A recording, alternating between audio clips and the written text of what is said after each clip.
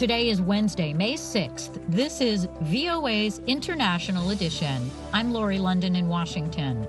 Coming up, as many parts of the world begin to reopen for business, fears remain about a second wave of COVID-19 in the fall. In the U.S., where cases continue to rise, Congress is struggling to agree on whether to provide more aid. We can't sit here and twiddle our thumbs and say, let's wait. More aid to businesses and the millions of Americans out of work. Also ahead, Lady Gaga, a former president, and other very big names help students ease the pain of not having a real graduation. It's all on today's International Edition. President Donald Trump is making himself Exhibit A for reopening the country with a trip on Tuesday to a factory in Arizona that's now making N95 masks. AP correspondent Ben Thomas reports. A sign inside the Honeywell plant in Phoenix advised employees and visitors to wear a mask at all times. But President Trump, his top aides, and Honeywell executives did not. The people of our country are warriors. At an earlier stop, the president acknowledged returning the country and the economy to normalcy would have a human cost. Will some people be affected badly? Yes. But we have to get our country open, and we have to get it open soon. And the president is predicting an economic rebound by the end of the year. I'm Ben Thomas. U.S. deaths from the novel coronavirus surged past 70,000 Tuesday as a key forecasting model nearly doubled its previous estimates for fatalities. More than 1.2 million people in the U.S. have tested positive for COVID-19, more than the combined total of the next largest outbreaks. Nonetheless, the Trump administration plans to wind down the coronavirus task force as the country moves into a second phase focusing on the aftermath of the outbreak. This as the Republican-controlled Senate is now back in Washington, while members of the Democratic-controlled House of Representatives continue to work remotely. Joining us to talk more about it is VOA congressional correspondent Catherine Gibson. Catherine, what are the Senate members that are back in Washington expecting to accomplish? Well, the Republican majority Senate came back because, of course, they do have a much smaller membership than the 431-person House. You're talking about 100 senators who can much easily more social distance. They can do it in smaller groups, the voting. They can social distance at hearings. And that's what they've been doing, basically, is considering President Trump's nominees that have all been on hold during this pandemic. So there's that, but they're also looking at a new round of that massive aid that needs to go out to address the public health and economic crises caused by the coronavirus. And while those negotiations worked out in the first round, this second round may be a little bit harder. Take a listen to Leader McConnell on Tuesday. We may act again. And if we do, it'll be because we're taking a measured response first to what we've already done, and then we'll see whether we need to do a lot more. How was that approach received by Senate Democrats? In short, not very well, because as we know, they were trying to get that aid that they say is crucial to help state and local governments in the last round of coronavirus aid, and they didn't get it, expecting that they would be able to come back to the negotiating table and get it again this time around. But of course, now with Leader McConnell pulling back, that appears not to be happening. Senate Democrat Minority Leader Chuck Schumer. People are losing their jobs every day. Small businesses are going bankrupt every day. People are getting corona every day, and people are dying every day. We can't sit here and twiddle our thumbs and say, let's wait. There are huge needs.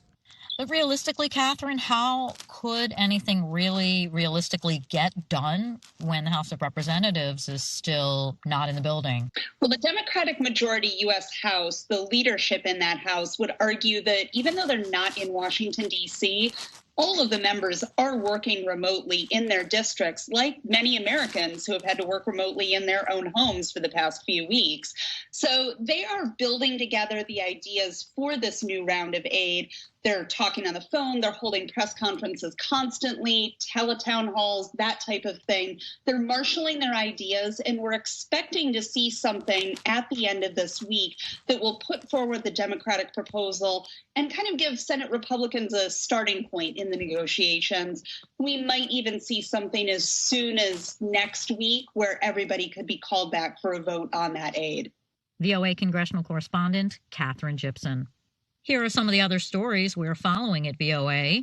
The World Health Organization said Tuesday that a new report found that COVID-19 had emerged in December in France, sooner than previously thought, and was not surprising, and urged countries to investigate any other early suspicious cases. The disease was first reported by Chinese authorities to the World Health Organization on December 31st and was not previously believed to have spread to Europe until January. U.S. Defense Secretary Mark Esper said Tuesday that the Taliban is not living up to their commitments under an agreement signed this year, amid signs the fragile deal is under strain by a political deadlock and increasing Taliban violence. After lengthy talks behind closed doors, the Taliban and Washington signed an agreement in February for reduced violence and a move toward talks with the Afghan government, but attacks by the group have increased since then. And the Vatican Tuesday published a booklet of pastoral guidelines to care for displaced migrants forced to flee their homes due to conflict, natural disasters, or persecution, but don't cross international borders to seek asylum elsewhere. The booklet says internal migrants should have the same legal protections as refugees and says their children should have the right to birth certificates, education, and being reunited with their parents if they're separated. More than 40 million people are believed to be displaced within their own countries. Stay with VOA for all the latest U.S. and world news. Greece has lodged a stiff demarque with Turkey, claiming Turkish officials ordered fighter jets to buzz a military helicopter carrying Greece's defense minister over the Aegean Sea. Turkey denies the accusation, saying Greece, in the words of Turkish officials, is over-dramatizing what Ankara says are routine flights in the region. The government in Athens is concerned that a fresh standoff in the Aegean could scare travelers who are starting to make vacation plans to the Greek islands once the coronavirus emergency ends. Anthi Karasava reports from Athens. Greek government spokesman Stelios Petsa said Greece was ready to resist any Turkish provocation. He said harassment of the Greek defense minister's plane by a group of Turkish warplanes over the Aegean Sea was indicative of what he called Turkey's practice of breaching good neighbor relations and international rules. Greece and Turkey have had a long history of testy relations, each challenging the other's claims to air, sea, and land rights in the Aegean Sea that divides them. The two NATO allies have come to the brink of war 3 times in the last 30 years. Athens most recently accused Ankara of orchestrating an invasion, a term Greek officials used to describe Turkey's decision to allow and encourage tens of thousands of migrants who had been trapped in Turkey to push their way into Greece and the heart of Europe. Officials tell VOA Turkish warplanes came within 400 meters of the defense minister's military helicopter as he was traveling to inspect observation points on remote islands in the Aegean. Officials say the jets were quickly intercepted by Greek warplanes. But then the officials said another sortie of Turkish firefighters continued to do dangerous maneuvers over the Aegean. Since then, 20 more aerial confrontations have followed despite Greece's protest to Turkey. Officials in Ankara deny there has been any harassment. They say Turkish warplanes were merely conducting routine flights and accused Athens of exaggerating. It is not the first time Greek and Turkish warplanes have faced off over the Aegean. But tensions between the two countries have soared dramatically since Turkey's bid to push more than 150,000 migrants into Greece. And now officials here fear a new standoff, either in the sea, land or air, that separates the two age-old rivals. In the last few days, authorities have captured video of the Turkish Coast Guard pushing migrant vessels to Greece, increasing refugee flows to a country already inundated with more than 100,000 asylum seekers.